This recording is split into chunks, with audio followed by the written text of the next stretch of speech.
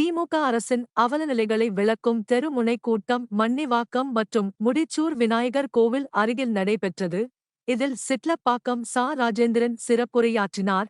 செங்கல்பட்டு மாவட்டம் அதிமுக மேற்கு மாவட்டம் காட்டாங்குளத்தூர் வடக்கு ஒன்றியம் மண்ணிவாக்கம் ஊராட்சி சார்பிலும் மற்றும் பரங்கி மலை மேற்கு ஒன்றியம் முடிச்சூர் ஊராட்சி சார்பிலும் அதிமுக 4.5 ஆண்டு சாதனைகளை விளக்கவும் திமுக அரசின் அவலநிலைகளை விளக்கவும் தெருமுனை பிரச்சாரக் கூட்டம்.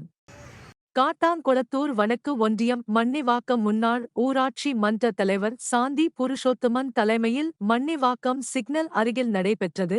இதனை அடுத்து பரங்கிமலை மேற்கு ஒன்றியம் அம்மா பேரவை இணை செயலாளர் டி. வெங்கட்ராமன் தலைமையில் முடிச்சூர் விநாயகர் கோவில் அருகில் நடைபெற்றது. இதில் செங்கல்பட்டு மேற்கு மாவட்ட கழக செயலாளரும் முன்னாள் பாராளுமன்ற உறுப்பினருமான சிட்லப்பாக்கம் ச. ராஜேந்திரன் மற்றும் அனைத்துலக எம்ஜிஆர் மன்ற தலைவரும் முன்னாள் அமைச்சருமான டி.கே.எம். சின்னையா, தலைமைக் கழக பேச்சாளர் புலவர் ந. ராஜகோபால், ஒன்றிய செயலாளர் கஜா என்கிற கஜேந்திரன் ஆகியோர் சிறப்புரையாற்றினர். இக்கூட்டத்தில் ஒன்றிய செயலாளர் மனோகரன் மற்றும் மாவட்ட, பகுதி, வட்டக்கழக நிர்வாகிகள், மகளிரணி, இளைஞரணி உள்ளிட்ட பிற அணிகளின் நிர்வாகிகள் மற்றும் கட்சியினர் திரளாக கலந்து கொண்டனர். இந்த எம்எல்ஏ எம்பி இவங்க பேச்செல்லாம் நம்பி மீண்டும் வருகின்ற தேர்தலில் நீங்க உதவி சொல்லி வாக்களிக்க கூடாது. போதும், 2 வாட்டி போட்டீங்க.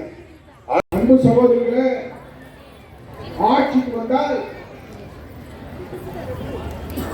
நாங்கள் மாதந்தோறும் உடனடியாக உரிமை தொகையாக குடும்ப தலைவர்களுக்கு 1000 ரூபாய் வழங்குவோம் என்று சொன்னார்.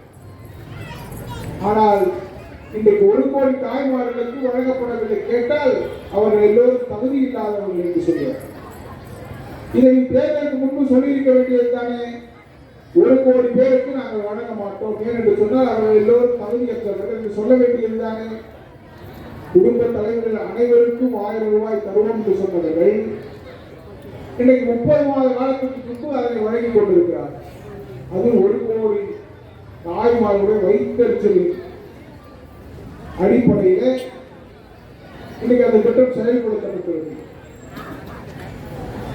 நாங்கள் ஆட்சி பொறுப்பு கொண்டவுடன் மதுவினை ஒழிப்போம் என்று சொன்னார். செய்தார்களா? இன்னைக்கு பெண்களுக்காக முதலிலே ஒரு தனி பார் திறக்கப்பட்டிருக்கிறது. பெண்களுடைய வாழ்க்கையில இந்த அரசாங்கம் விளையாடுகிறது. அன்பு சகோதரிகளை, நீங்கள் இந்த திமுகவை எப்பொழுதுமே நம்பக்கூடாது.